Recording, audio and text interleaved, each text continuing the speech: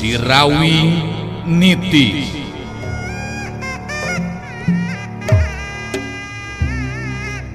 Sorot Panon Rasanti alias Munarsi, sakapeung galak gular giler, galak mataksieun anu borangan, sakapeung deui ciga anu melong kosong, arang ngiceup seperti jalma biasa. Kituna teh lantaran aya dina pangaruhna Nini Karimun Sakti. Dongeng Sunda Roman Silat ngajujut laku mapai rundayan carita hiji jajaka katurunan Jawara Sunda. Sirawing Nitis. Sanca dawuk cengkat nangtung muterkeun paneuteup kasabudeureun eta patempatan, narik napas panjang bari ngagerendeng ngomong sorangan. Di mana aing bisa manggihan si topeng mayitnya? Sanajan bener arwah panasaran kibuyut ireng anu sumanding geus mere pituduh mangsa diri aing ngayakinkeun ilmu, tapi tetep nu ngaran si topeng mayit cenah boga ilmu anu luar biasa. Kadinya aing kudu guru ilmu. Ku cara kitu kakara bisa malaskan nyeri ka Sirawing. Sirawing Nitis digarap Kumang Inoy, naskah Yasana Yat-Er, teknik jeung editing garapan Nopan Cahya Lagawa, pangjejer gawe Muhammad Ismail Haufansa.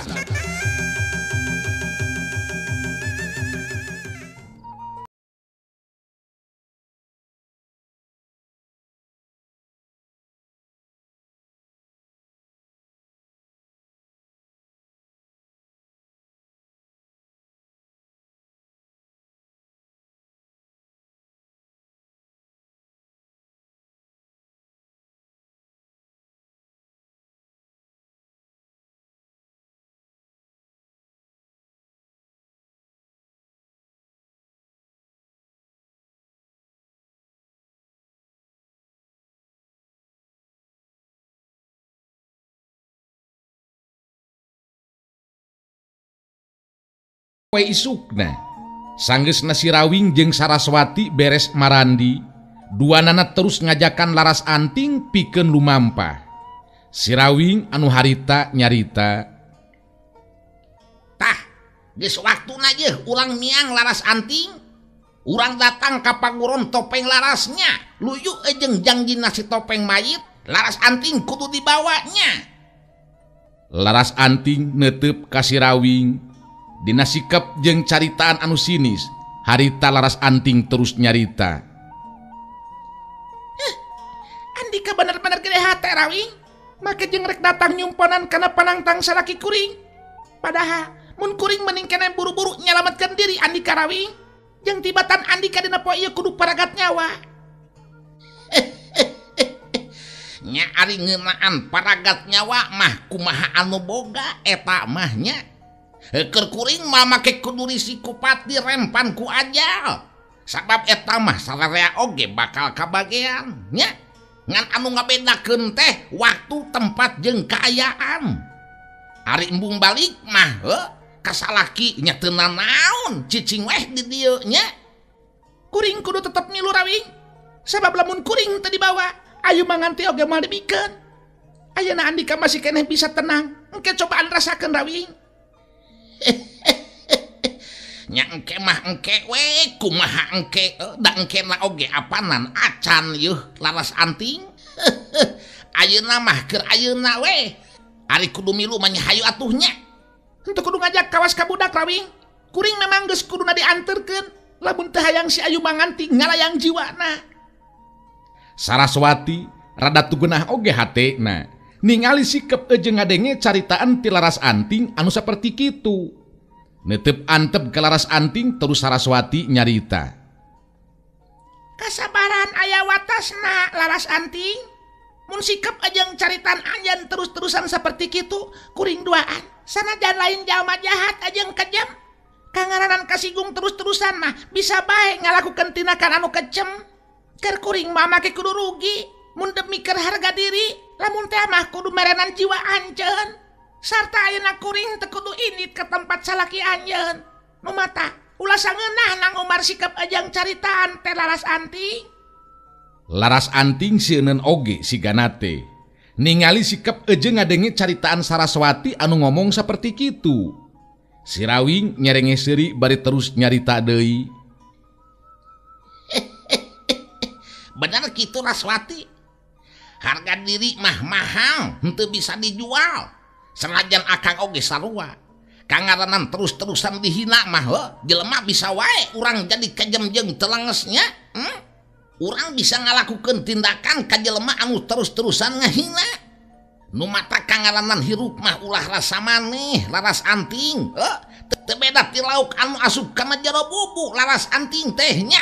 Rek dipais, rek dipinang atawa rek dirujak. Geus kumaha anu boga nya. Maksud teh geus kumaha anu boga bubuk. Hayu urang geureuh ayeuna mah ye. Laras Anting geus teu bisa deui cumarita ayeuna mah. Sieun oge ari kudu dibinasa ku leungeunna si Rawing mah.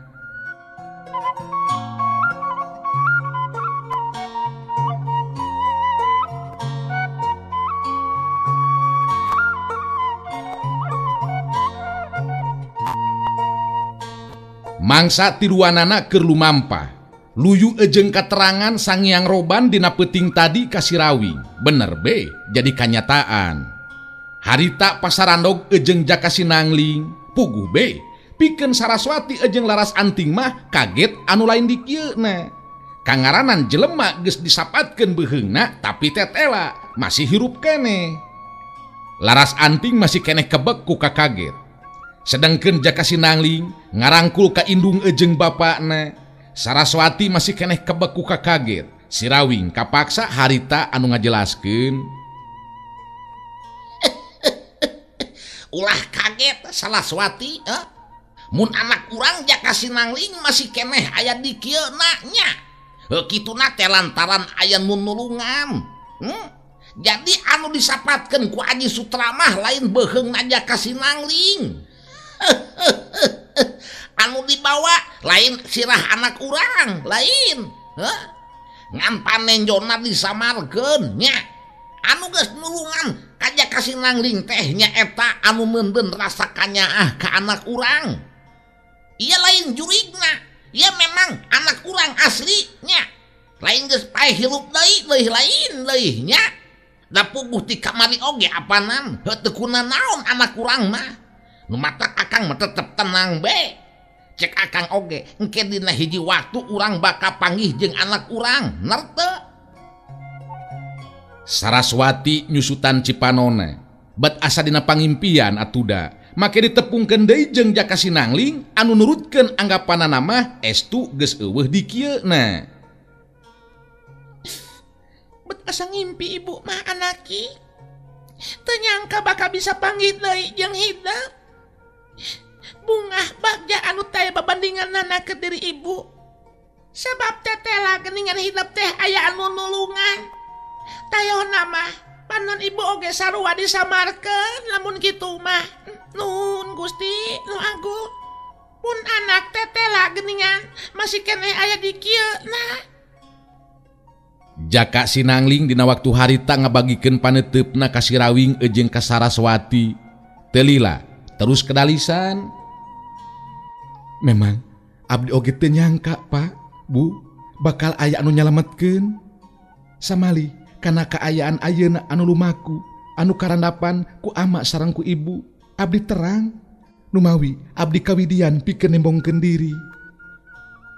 Laras Anting nu cecep ejeng geuleuh ka Jaka Sinangling lantaran nganggap geus hianat kana cintana. Sorot panonna jadi galak, terus nyarita ka Jaka Sinangling. Jaka Sinangling, bisa jadi anjeun ayeuna salamet, tapi ingetkeun di mana bapak anjeun si Rawing ajal pati, ajal binasa kuleungan salaki kuring, nyata da si Topeng Mayit. Ulah sabatkan ieu ya anjeun. Anjeun sakulawarga bakal ngarasakeun akibat anu bakal tumiba sadeuleu. Si Rawing ngareret ka Laras Anting bari njerenge seuri terus nyarita. Kitunya ari bogoh teu kalakon, kahayang teu kasorang teh. Tina cinta jadi ngewa. Tina deudeuh jadi geuleuh. sakuduna mah ditarimakeun sabab kasuka mah teu bisa dipaksa meni jadi ngabureleng kitu eta panon. Kudu loban neureuy daun katuk geranya ngarah tiis tah kana hate marukankeun teh. Laras Anting males deuteupan ka si Rawing terus nyarita deui. Ayeuna anjeun sakabeh memang suka bunga, tapi ingetkeun sakedeung deui di mana geus panggih jeung salaki kuring si Topeng Mayit bakal kanyahoan naon anu bakal karanapan ku Andi Karawing. Ingetkeun salaki kuring si Topeng Mayit moal satengah-satengah dina ngalakukeun tindakan ka anjeun deuleu. Jaka Sinangling milu tu genah hatena ngadenge caritaan Laras Anting anu saperti kitu. Gancang Jaka Sinangling nyarita. Laras Anting, anjeun teu kudu nangtukeun kitu kapastian anu bakal tumiba. Contohna saperti anu karanapan ku diri kuring. Nurutkeun ijiran mah pad kuring teh tinggal ngaran. Tapi buktina ayeuna kasaksian pad ku anjeun kuring masih keneh aya di kieuna. Laras Anting jebi bari terus ngomong deui. Geus teu kudu loba carita sia. Leuwih hade burukan init ayeuna. Engke ditu bakal jadi kanyataan naon anu dicaritakeun ku kuring sia. Si Rawing ungut-ungutan bari teu weleh seuri.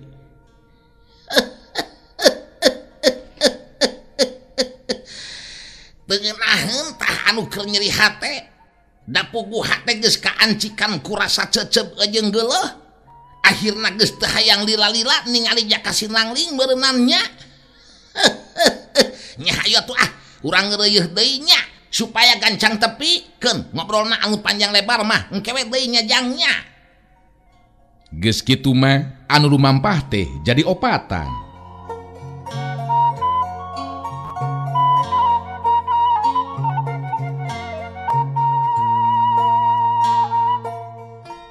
Di paguron Topeng Laras, si Topeng Mayit keur ngobrol jeung pentolan-pentolan eta paguron nyata Mbah Camati Sakti, Aji Sutra, Sangga Jaya, Sancadawu, oge Dewi Angrum. Sedengkeun anggota anu sejena dina waktu harita ngalaliud di luar. Mbah Camati Sakti anu harita cumarita, kumaha kira-kira na ieu teh naha bakal bener wanian datang ka dieu si Rawing teh. Munyaan bener wanian datang ka dieu teh hebat, wani datang ka kandang bacannya. Si Topeng Mayit neuteup ke Mbah Camati Sakti sesetan galunggung, terus harita nyarita. Kula boga kayakinan si Rawing bakal datang nyumponan karena caritaanana. Sabab kula ngarti si Rawing memang jago sajati. Ingetkeun ku Andika sakabe ulah aya anu kaliwat, ulah aya saurang oge anu teu nyaksian kana lumangsungna ijen jajaten tarung antara kula jeung si Rawing. Poe ieu mangrupa poe anu bakal nangtukeun jeung mastikeun saha anu leuwih hebat elmuna antara si Topeng Mayit jeung si Rawing. Mbah Camati Sakti ungut-ungutan bari terus nyarita deui. Nya sakabeh anggota pamiharep malah geus aya dina kayakinan si Rawing sanajan sakumaha hebatna moal mampu ari kudu ngalawanan ilmu jeung kakuatan pangersamanya.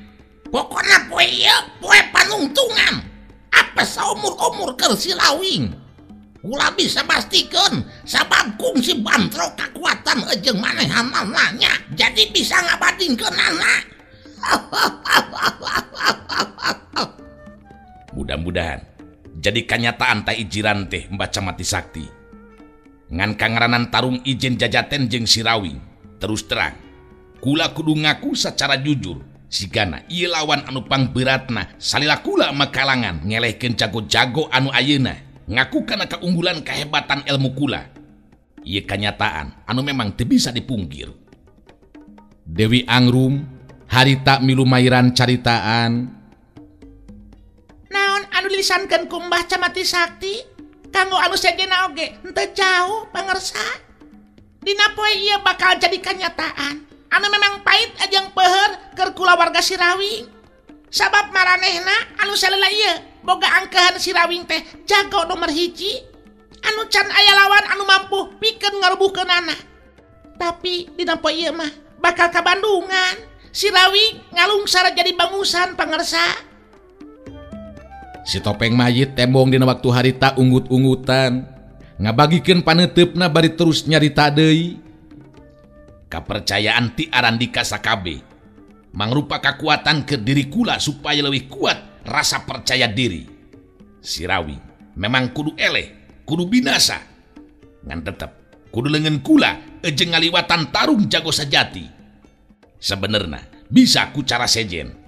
Sakumaha hebatna si Rawing, kangaranan dihurup ku urang sararea, pasti tumpur sakabeh kulawargana.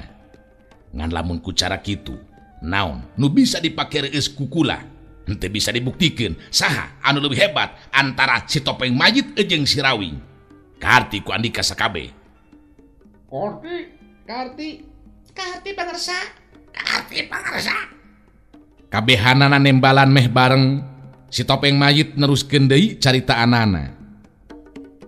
Andika kabeh mangrupa jalma-jalma pilihan anu bisa ngatur anggota anu sejena.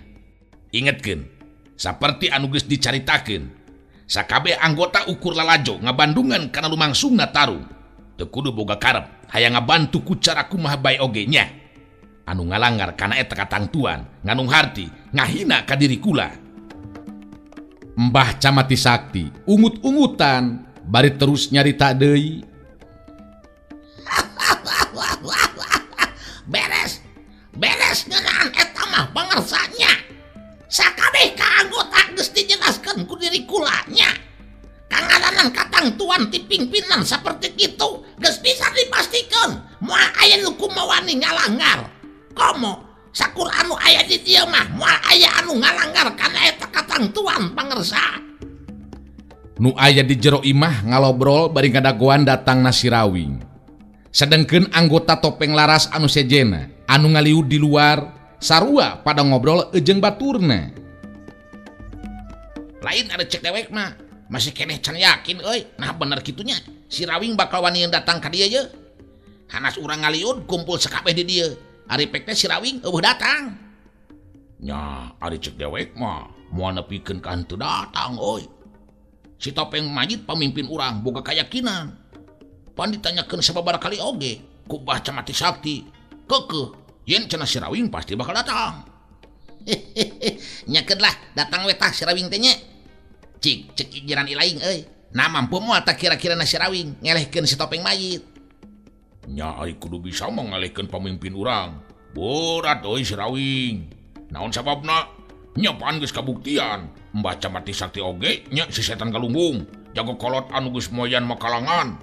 Tarung izin jajaten ngalawanan pamimpin urang mah apanan. Mun teu buru-buru minta ampun, wah bisa ukur tinggal ngaran euy. Bener teu? Tah nya bener kitu euy. Jadi eueuh ti ditu na meureunannya lamun si Rawing nepikeun ka kudu bisa ngelehkeun pamimpin urangnya tanah si Topeng Mayit. Ngan eta tarung nangket teh cenah kabilang tarung anggeus-anggesan, hartina taruhan nyawa. Pastina oge bakal ragotnya euy. Lain meureun deui, memang gitu. Jadi tarung anu bakal lumangsung teh pikeun mastikeun saha anu bakal ngajempana jadi bugang di tengah pekalangan. Ngan lamun si Rawing anu kajor, wah kulawargana oge geus ulah diantepkeun cek dewek mah euy. Nya heueuh lah kitunya. Kangaranan ngababat jukut mah kudu nepikeun ka akar-akarna euy. Anak turunan atawa kulawargana henteu dibasmi mah bisa jadi bibit panyakitnya engkena. Jeung deui euy, mun geus kabuktian si Topeng Mayit pamimpin urang bisa maehan si Rawing, wah sieun tah kabeh jago-jago teh nya anu aya di dunia kajawaraan. Paguron urang tangtuna oge anu ngawasa dunia kajawaraan. Bener teh euy. Memang apanan kadinya udagan si Topeng Mayit pamimpin urang oge euy. Lamun geus bisa ngabuktikeun diri bisa ngabinasakeun si Rawing, geus moal aya di jago anu kumawani ngapangkang jeung ngalawan ka dirina. Lamun geus kitu, sakabeh pagoron bakal tunduk taluk ka pagoron Topeng Laras. Hebat pantah lamun nepikeun ka kitu teh nya. Tapi kieu deui euy, nya ieu mah upamana nya. Apan waktu keriungan oge pamimpin urang teh Topeng Mayit kungsi nyarita. Upama cenah dirina anu eleh jejaten atawa ajal binasa ku si Rawing, mangka paguron Topeng Laras kudu dibubarkeun. Cik kumata, lamun bener nepikeun ka kitu euy. Ah, mana pikeun ka aya kajadian kitu euy. Apan ieu mah saupamana cek dewek oge tadinya. Kangaranan saupamana teh euy bisa kajadian bisa henteu. lain kitu geningan ilaing mah siga anu mihak ka Sirawing. Mun rek mihak ka Sirawing ulah cicing di dia lah kayu tuh milu ka Sirawing. Naon ari maneh betul nyerang kitu ka dewek geningan. Atuh jelas ilaing mah mihak ka Sirawing sarua jeung teu percaya kana kemampuan pamimpin urang nya tanah si Topeng Majid. Dewek ieu moal batur nu bakal nindakna oge kangaranan aya anu hianat mah. Ngomong ulah sembarangan euy. Si lain mun kitu mah sarua jeung nganggap hianat ka dewek. Terus terang dewek teu tarima ieu disebut hianat mah euy. Memang kitu kanyataanna. Mun tong make jeung molotot kitu sia dewek oge mah make kudu sieun ku si lain. Sok rek naon ayeuna ngajak ijeun ka dewek. Si lain mun kitu mah nyaan ngajakan ribut ieu mah euy. Dewek teu bisa cicing euy. Derlah dilayanan nya ngajak ribut ka dewek mah. Kaayaan jadi pahibut sabab tina paloba-loba carita akhirna malah rek terus ribut jeung baturna sorangan kapaksa diparisah ku babaturanana. Salah saurang di antarana aya anu bebeja asup ka jero imah. Teu lila kaluar Mbah Camati Sakti sarta datang nyamperkeun kanu keribut.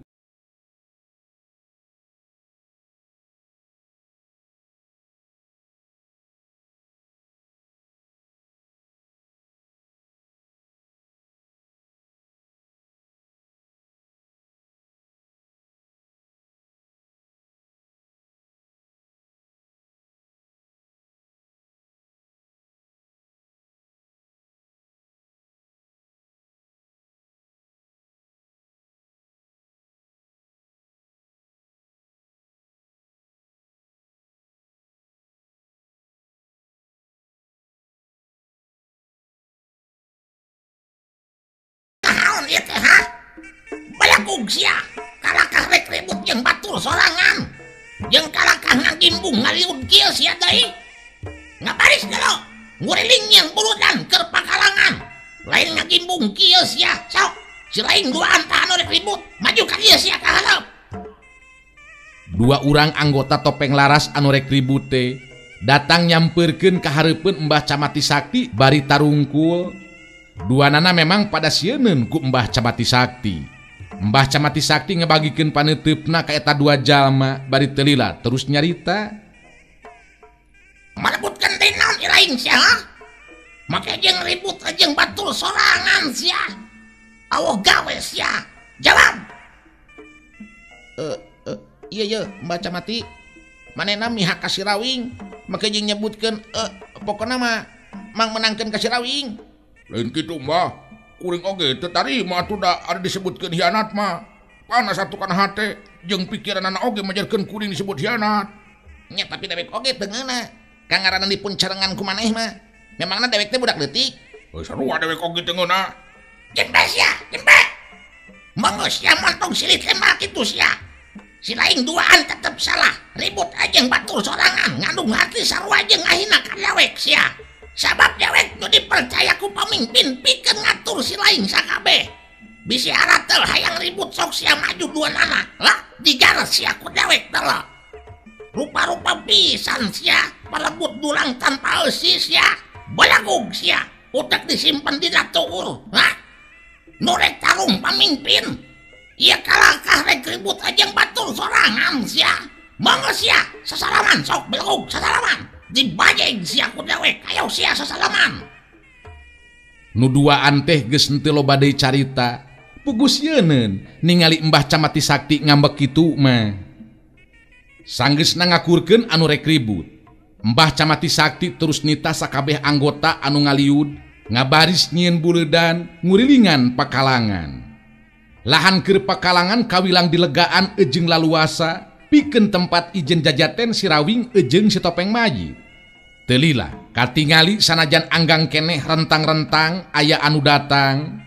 Mbah Camati Sakti jeung anu sejena rada curinghak sabab anu datang teh tetela Sirawing geningan jeung kulawargana.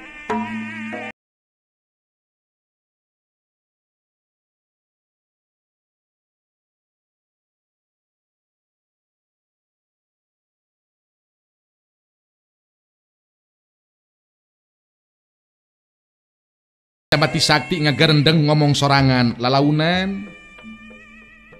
Nyaan, si Lawing bener-bener wanian datang tamang keluk teh ka dieu. Tenang ludeng teh jelema teh wani datang ka kantang macan. Benar omongan si Topeng Mayit jadi kenyataan. Si Rawing pasti bakal datang. Geus karuhan sidik jelas sanajan rentang-rentang keneh yen anu datang teh si Rawing. Mbah Camati Sakti nyarita ditujukeun ka anggota Topeng Laras anu sarua pada merhatikeun kalebah si Rawing. Tenang kabehanana, tenang. Si Rawing teh telah datang. Ayeuna dewek keur ngabejaan pemimpin urang nyatana si Topeng Mayit. Awas. Ulah aya nu ribut sia deuleu. Geus kitu mah Mbah Camati Sakti terus init rek ngabejaan ka si Topeng Mayit. Yen si Rawing dina waktu harita geus datang ka paguron Topeng Laras. Si Topeng Mayit jeung anu sejena kabeh nu aya di jero imah pada kaluar. Beuki deukeut jarakna, beuki jelas katingali saha bae anu datang. Mbah Camati Sakti jeung Aji Sutra silih teuteup. Duanana bener-bener ngarasa kebek ku kaget. Sabab aya Jaka Sinangling anu bareng datang. Puguh memang terek kaget kumaha keur Mbah Camati Sakti jeung Aji Sutra. Sabab apanan jelas Jaka Sinangling teh ditigas beheungna saterusna sirahna dibawa ku Aji Sutra dibuntel ku kaen terus dibikeun ka si Topeng Mayit jeung Laras Anting. Aji Sutra noel kana leungeun Mbah Camati Sakti anu jadi guruna bari terus ngomong lalaunan. Teu sarah titinggalian ieu teh Ki Guru. Si Jaka Sinangling milu geuningan. Piraku anu geus pae hirup deui nya. Pan sirah jeung awakna oge papisah. Aneh. Bener-bener teu kaharti Ki Guru. Mbah Camati Sakti oge gigideug bari ngajawab lalaunan. Wah, dewek oge kaget asa ngimpi deul Sutra. Aneh banget henteu ngarti euy. Nya teu kaharti yo. Naon sababna bet bisa kieu yo? Naku naon nya? Tapi kapan deui si Jaka Sinangling anu bareng jeung si Rawing teh nya. Bener tuh. Ngan si Topeng Mayit cigana teh henteu kageteun. Buktina tetep tenang we waktu si Rawing jeung anu sejena beuki deukeut datang kalebah dinya.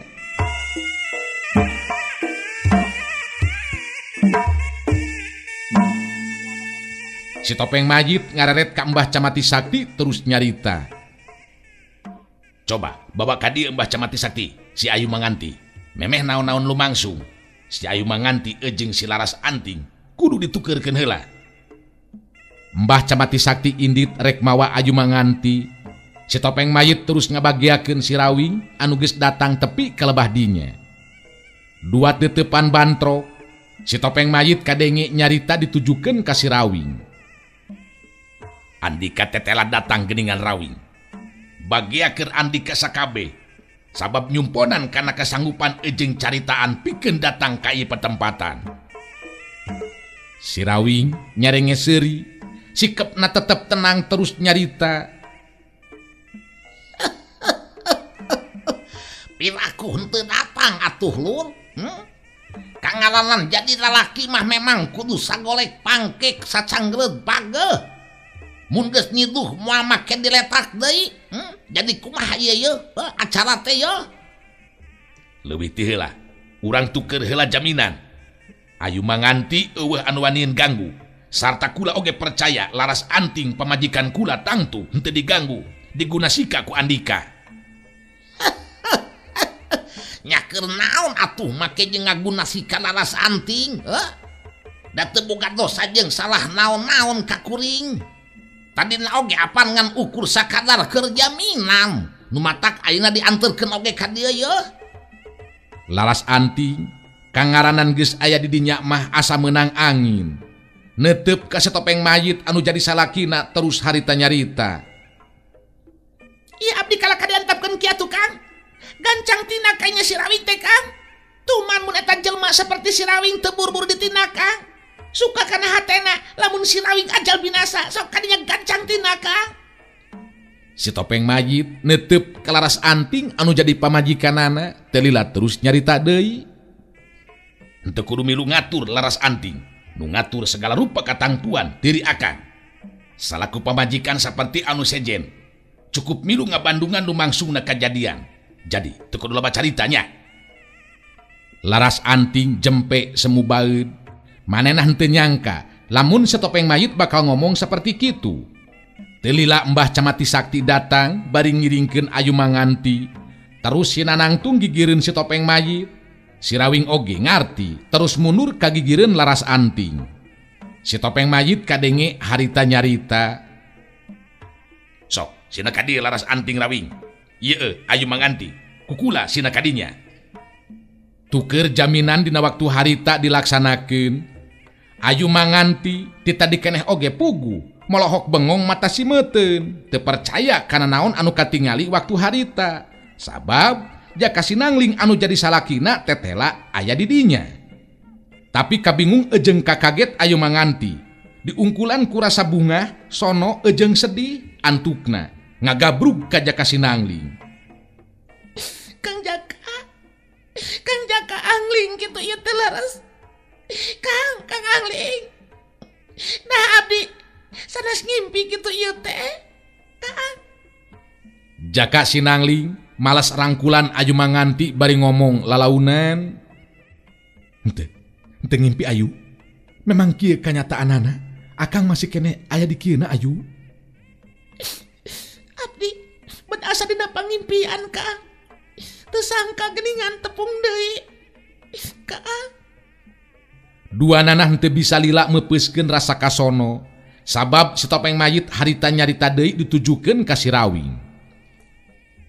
Rawi, cunuk waktuna, ayeuna urang asup ke tengah pakalangan.